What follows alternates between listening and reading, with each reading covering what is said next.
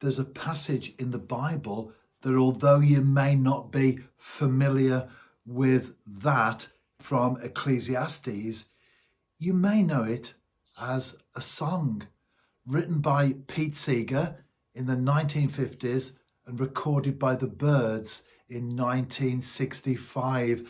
And I'm going to read some of that passage there from the Bible itself.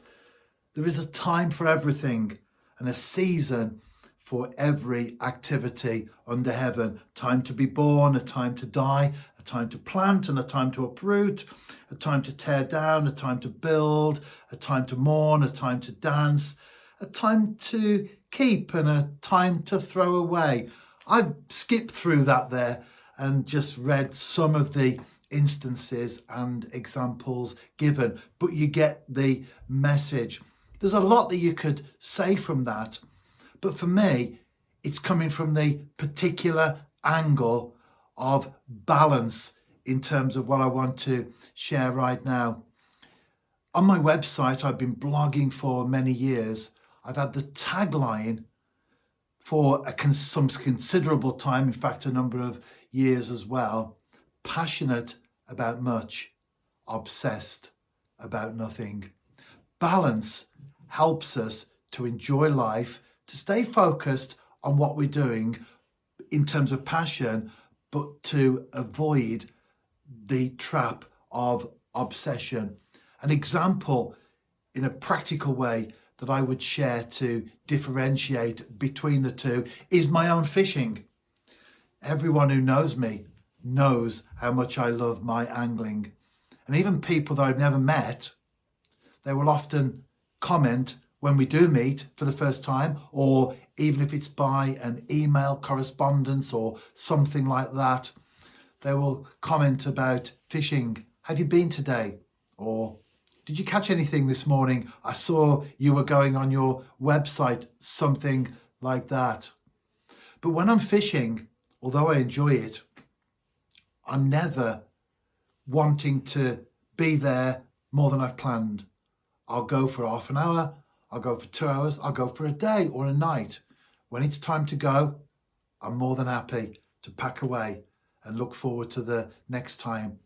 And likewise, when I'm not fishing, I'm never thinking to myself, I wish I was. I go to Europe for work during the summer months with football, and I could be away for 4 days at a time. And I can honestly say that while I'm away, I'm not even thinking about fishing. Sometimes when there's water there, some of the lads will say to me, have you bought your rods? Or something like that. But when I'm there, I'm focused and I'm happy doing what I'm doing there.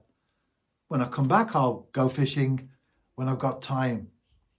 We had a lockdown in 2020 and I didn't fish for 50 days. And I know it was 50 because when we were announced that we could go again, I happened to look back and see how many days it was, just because it made an interesting talking point in a blog entry. But again, I can say that during that time, I wasn't bothered. I didn't think about fishing. I couldn't go, so I didn't. And that's when something's a passion, but not an obsession.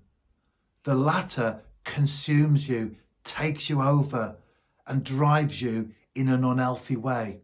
But a passion is positive. I've got lots of things in my life that I do. Yesterday evening, for example, my wife and granddaughter are in the other room at home. I put my headphones on and listened to some Tamla Motown vinyl. Thoroughly enjoyed it. A couple of hours of doing that. I enjoy reading. You can see behind me, I've got lots of theological books. I enjoy theology. I'll often sit here in my office with a book and spend some time reading. I enjoy that very much indeed. I love the world and nature, and I'll get my binoculars out, maybe walk somewhere, or even just from the home.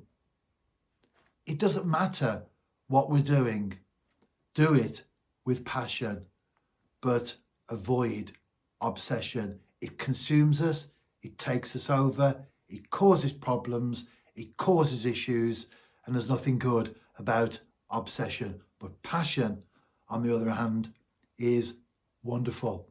Embrace passion and be passionate about what we do in life.